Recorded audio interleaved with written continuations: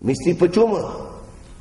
Tetapi apabila saudara ingin membangunkan diri saudara, ada setengah keluarga mendapati apabila mereka untuk menjadi doktor, kesempatan untuk menjadi doktor tidak cukup tempat, dia sanggup menghantar anak ke Indonesia, menghantar anak ke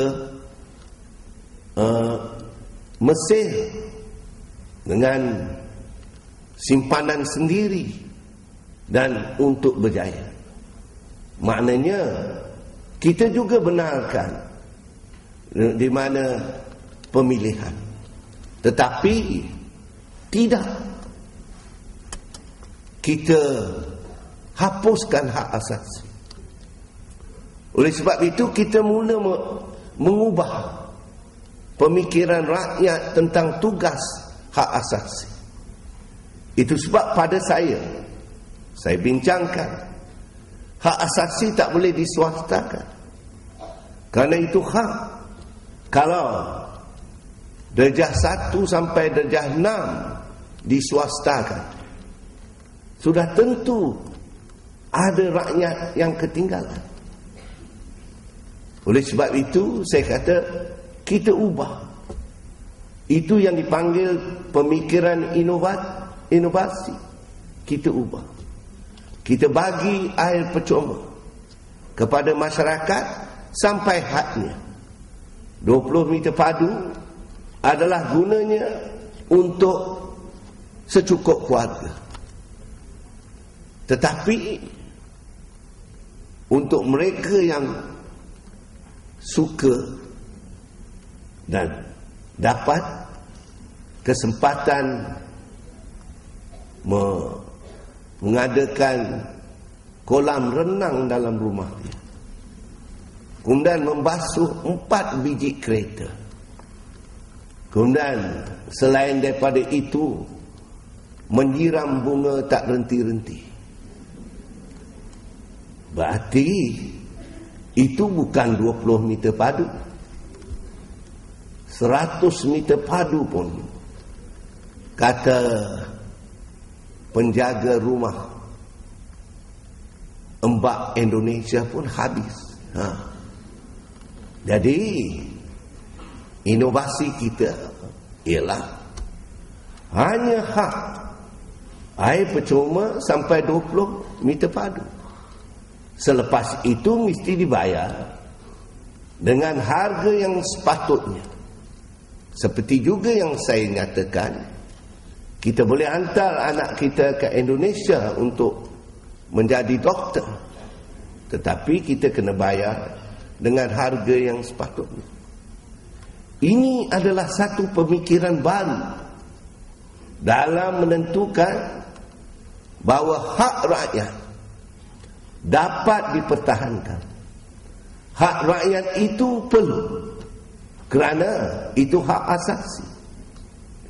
Jadi saudara melihat bagaimana kita protes tentang kesilapan pengesatuan, sebab dia tidak memikirkan hak rakyat. Dia memikirkan kesemua itu sama. Siapa yang akan rugi? Saudara dan saya. Siapa yang tidak mengikut ikrar? Kita semua.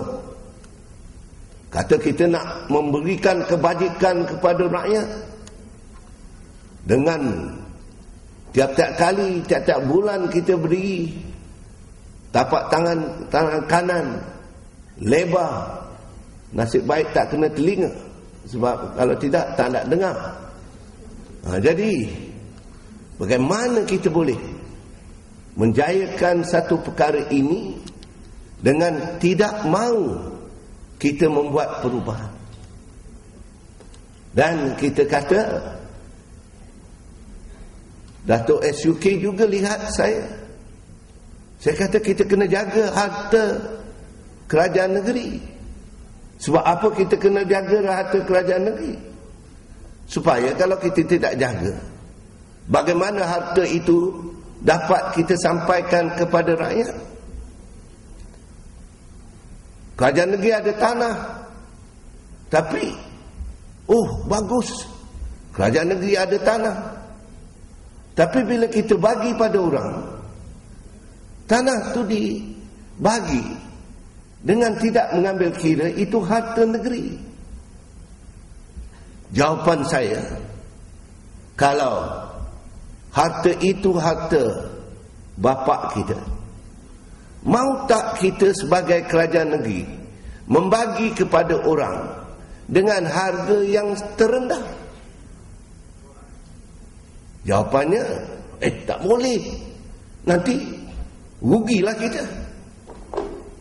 Kenapa kita tidak bercakap serupa macam itu apabila kita menjaga harta kerajaan negeri?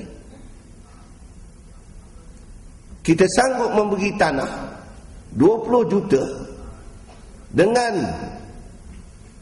usahawan meletakkan 100,000 saja. 20 juta. Dia masuk deposit 100,000. Dia memiliki 20 juta aset.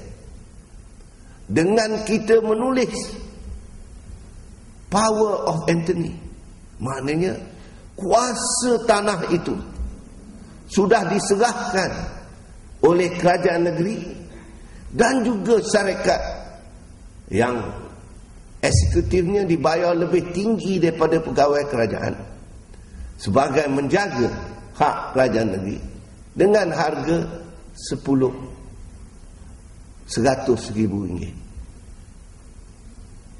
Ini inovasi kebelakangan,